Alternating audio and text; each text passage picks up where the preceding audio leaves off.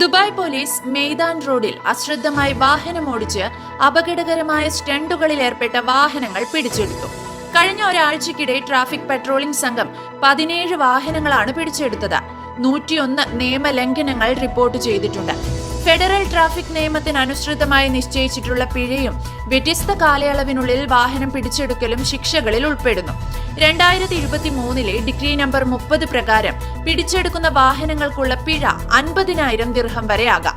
ഈ അടുത്തിടെ UAE പ്രഖ്യാപിച്ച പുതിയ ട്രാഫിക് നിയമത്തിലെ നിയമപരിഷ്കാരങ്ങൾക്കൊപ്പം നിയമലംഘകർക്കുള്ള പിഴ വലിയ തോതിൽ വർദ്ധിപ്പിച്ചിട്ടുണ്ട്. വാഹനങ്ങളിൽ നിന്ന് വലിയ ശബ്ദങ്ങൾ പുറപ്പെടുവിക്കുന്നതും അനാവശ്യമായി ഹോൺ മുഴക്കുന്നതും വലിയ രീതിയിൽ വാഹനത്തിന്റെ എഞ്ചിൻ ഇരപ്പിച്ചുകൊണ്ട് വാഹനം ഓടിക്കുന്നതും ഒഴിവാക്കാൻ പോലീസ് ആഹ്വാനം ചെയ്തിട്ടുണ്ട്.